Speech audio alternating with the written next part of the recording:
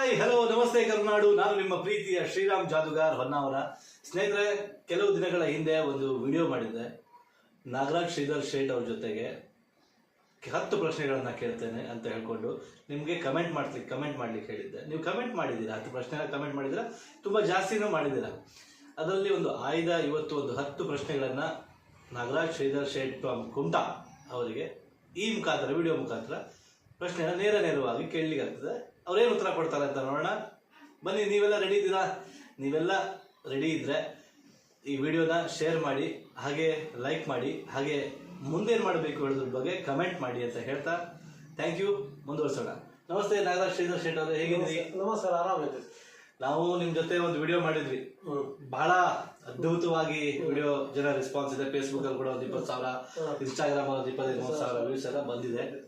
Share ತುಂಬಾ ಸಾವಿರಾರು share ಆಗಿದೆ. ಹಾಗಾಗಿ ಸ್ವಲ್ಪ ಒಂದಿಷ್ಟು ಜನ ಪ್ರಶ್ನೆ ಕೇಳಿದ್ದಾರೆ, ಒಳ್ಳೊಳ್ಳೆ ಪ್ರಶ್ನೆ ಕೇಳಿದ್ದಾರೆ. ಅದರಲ್ಲಿ ಮೊದಲನೇದಾಗಿ ನಿಮ್ಗೆ ಆ ಪ್ರಶ್ನೆನ ಕೇಳ್ತೇನೆ. ಯಾವುದೇ ಕಾರಣಕ್ಕೂ ಏನೇ ಮುಲಾಜ್ ಮಾಡುವಂಗಿಲ್ಲ, ನೀವು ಎದ್ರೆ ಉತ್ತರ ಕೊಡಬೇಕು. ನಾಗರಾಜ್ ಶ್ರೀಧರ್ ಶೇಟ್ ಅವರು ನಾಗರ ಹಾವಿನ ತರ ಅವಸರ ಜಾಸ್ತಿ, ಯಾವಾಗಲೂ ಬುಸ್ ಬುಸ್ ಅಂತಾರೆ ಅಂತ ಹೇಳ್ಕೊಂಡು ಒಬ್ಬರು ಮೆಸೇಜ್ ಮಾಡಿದ್ದಾರೆ. ಅವ್ರ ಹೆಸರೆಲ್ಲ ಬೇಡ ಪಾಪ, ಮತ್ತೆ ಅವರು ಸಮಸ್ಯೆ ಆಗ್ತದೆ. ಅದ್ರ ಬಗ್ಗೆ ನೀವೇನ್ ಹೇಳ್ತೀರಿ? ಅಲ್ಲ ನೋಡಿ, ಈಗ ಬುಸ್ ಬುಸ್ ಅನ್ನುವಂಥ ವಿಷಯ ಏನಿದೆ ಅಲ್ಲ, ಅವ್ರು ಹೇಳುವಂಥದ್ದು ಏನಂದ್ರೆ, ನಮ್ದು ಸಮಯ ಬಂದಾಗ ನಾವು ಬುಸುಗುಡುವಂತ ಅವಶ್ಯಕತೆ ಇರ್ತದೆ ನಮ್ಗೆ. ಯಾಕಂತ ಕೇಳಿದ್ರೆ, ಈಗ ನೋಡಿ, ಸಮಸ್ಯೆಗಳು ಯಾರು ಬಂದ್ರು ನಮ್ಮ ಸುದ್ದಿಗೆ ನಾವು ನಾಗರ ಯಾವಾಗೂ ಅನಾವಶ್ಯಕ ಯಾರು ಸುದ್ದಿಗೆ ಹೋಗೋದಿಲ್ಲ. ಬಂದ್ರಂತ ಅದು ಬುಸುಗುಡುದು ಕಚ್ಚಿದೆ ಬಿಡುವುದಿಲ್ಲ. ವಿಷಯ ಗೊತ್ತಾಯ್ತು. ಈಗ ನಾವು ಕಾಲಿಗೆ ಎದ್ಕೊಂಡು ಯಾರ ಹತ್ರ ಜಗಳಕ್ಕೆ ಹೋಗುದಿಲ್ಲ, ನಾವು ಕಾಲಿಗೆ ಎದ್ಕೊಂಡು ಇದು ಹೋಗುದಿಲ್ಲ. ಆದ್ರೆ ನಮ್ಮ ವಿಷಯಕ್ಕೆ ಬಂದವಾಗ ನಾವು ಬಿಡುವುದಿಲ್ಲ. ಅದೆಲ್ಲ ಸಹಜವಾಗಿ ಎಲ್ಲರ ಹತ್ರ ಇರುವಂತ ಗುಣಗಳೇ ಅದು. ಈಗ ನಾಗರ ಹಾವಿನಲ್ಲಷ್ಟು ಗುಣಗಳಲ್ಲ, ಎಲ್ಲಾನು ಕೂಡ ಎಲ್ಲಾ ಪ್ರಾಣಿಗಳು ಅದರಲ್ಲೇ ಅದರದ್ದೇ ಆದಂತ ಒಂದು ಸ್ವಾಭಿಮಾನ ಅನ್ನೋದು ಅದಕ್ಕೆ ಇದ್ದೇ ಇರ್ತದೆ. ಅವರು ಅನಾವಶ್ಯಕವಾಗಿ ವಿನಾಕಾರಣ ಯಾರಿಗಾರು ತೊಂದರೆ ಕೊಟ್ಟವಾಗ ಅದು ಬುಸುಗುಡುವಂಥದ್ದು ಸರ್ವೇ ಸಾಮಾನ್ಯ.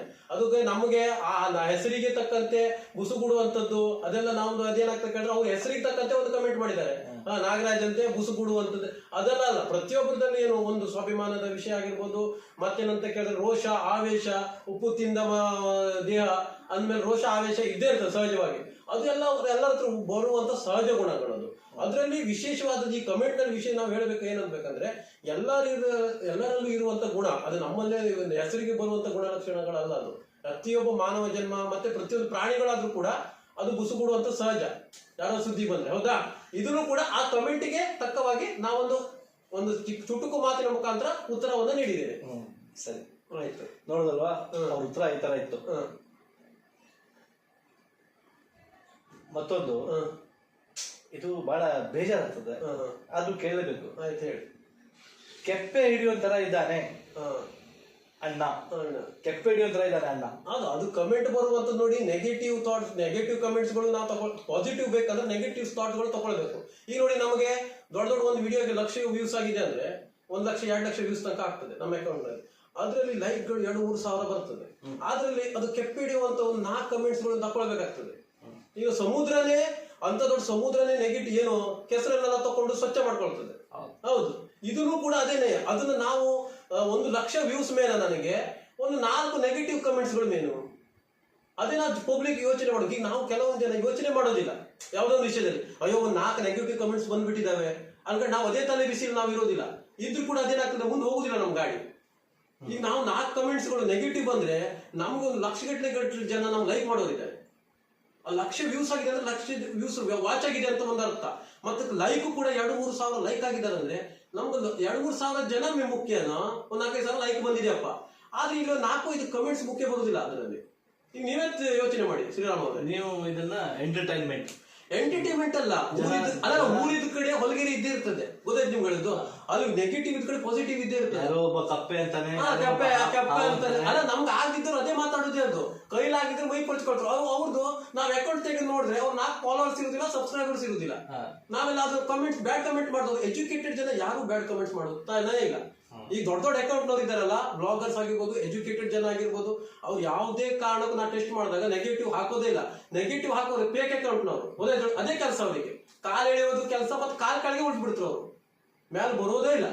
ಈ ಕಾಲ್ ಎಳೆಯೋರು ಇರ್ತಾರಲ್ಲ, ಕಾಲ್ ಕೆಳಗೆ ಉಳಿಯೋದು. ಅದು ಯಾಕಂದ್ರೆ ಮೇಲೆ ಬರುವಂತದ್ದು ಯೋಗ್ಯತೆ ಯಾಕಂತ ಕೇಳಿದ್ರೆ ಪ್ರತಿಯೊಂದು ನಾನು ನೆಗೆಟಿವ್ ಕಮೆಂಟ್ಸ್ ಬಂದಿರುವಂತ ಅಕೌಂಟ್ ಚೆಕ್ ಮಾಡಿದವಾಗ ಅವ್ರಿಗೆ 4 ಫಾಲೋವರ್ಸ್ ಇರುತ್ತಿಲ್ಲ.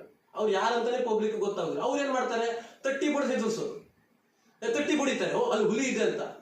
ನಾವು ಅಲ್ಲಿ ಏನ್ ಮಾಡ್ತಾರೆ, ಹೆದರೋಗ್ಬಿಡ್ಲಿ ಇವನು ಅಂತ ಹೇಳಿ ಅಲ್ಲಿ ಒಳಗೆ ಏನೂ ಇರುದಿಲ್ಲ.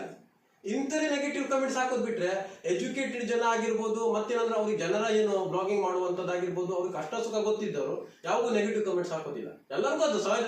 ಅಂತ ಪ್ರಧಾನಿಗೆ ಮುಖ್ಯಮಂತ್ರಿಗೆ ಹಾಕ್ತಾರೆ, ದೇವರಿಗೆ ಬೈಯೋರಿದ್ದಾರೆ ಅಂದ್ರೆ ನಮಗೂ ಇದು ದೊಡ್ಡದಲ್ಲ, ಅದು ವಿಷಯ ಹೌದಲ್ಲ. ನೋಡಿದ್ರಲ್ಲ ಸ್ನೇಹಿತರೆ, ಈ 3 ಪ್ರಶ್ನೆಗೆ ಇವರ ಈ 3 ತರ ಕೇಳಿದ್ರಿ.